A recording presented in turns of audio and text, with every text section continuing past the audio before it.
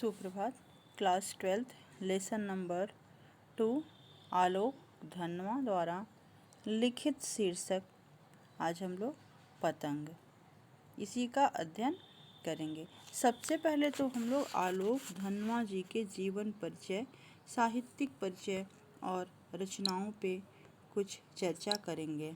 तो आलोक धनवा का जन्म सन 1948 में जिला मुंगेर बिहार में हुआ। ये 7वें-8वें दशक में जन आंदोलन में सक्रिय रहे। आलोक धनवा ने छोटी आयु में ही अपनी गिनी चुनी कविताओं से अपार लोकप्रियता अर्जित कर ली। सन 72-73 में प्रकाशित इनकी आरंभिक कविताएं हिंदी के अनेक गंभीर काव्य प्रेमियों को जवानी याद हैं।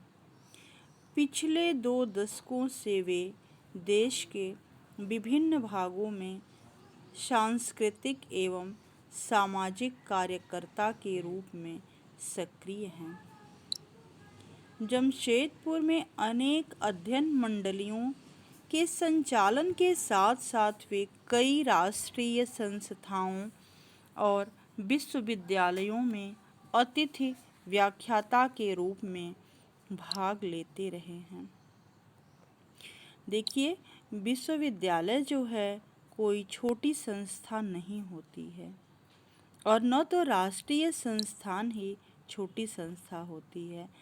इतने विराट स्तर पर इन्होंने अतिथि के रूप में अपनी जो व्याख्यात्मक क्षमता है उसका प्रदर्शन करते थे। प्रमुख रचनाएं हैं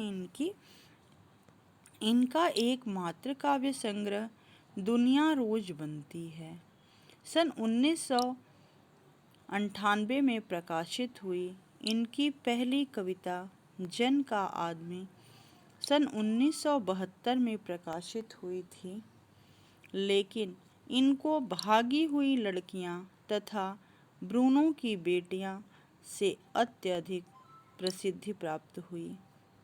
आलोक धनवा को राहुल सम्मान, बिहार राष्ट्रभाषा परिषद का साहित्य सम्मान तथा बनारसी प्रसाद भोजपुरी सम्मान प्राप्त हो चुका है।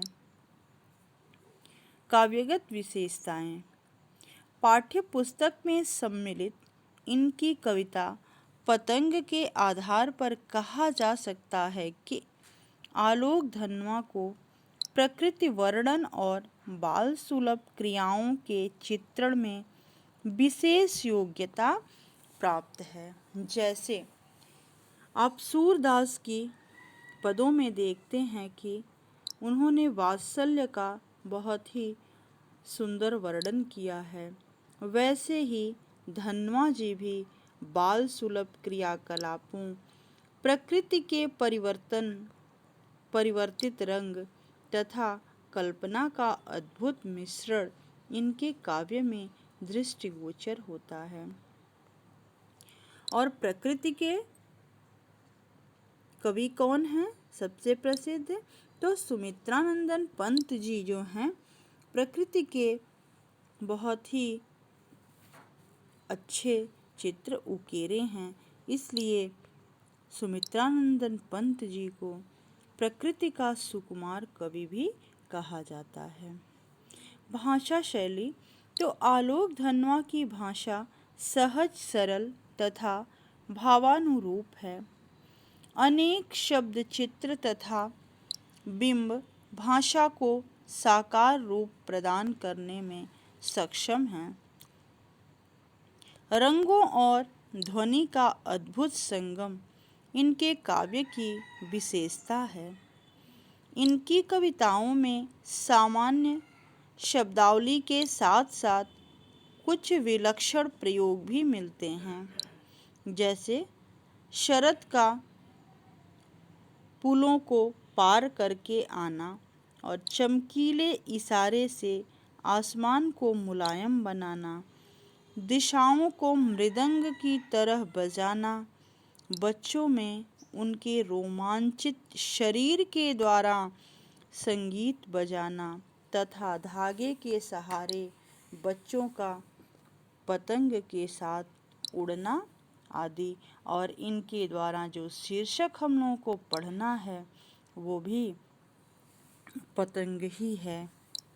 और पतंग नामक शीर्षक में इन्होंने सबसे पहले तो ये आलोक धनवा जी अपने काव्य संग्रह, जो एक इनका काव्य संग्रह है रोज दुनिया बनती है, उसी से लिया है। और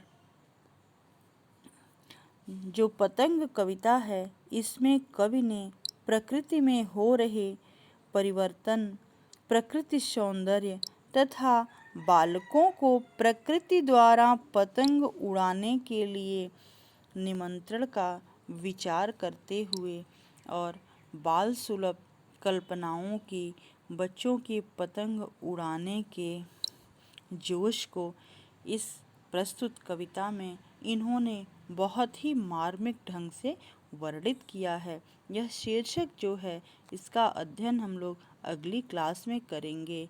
धन्यवाद।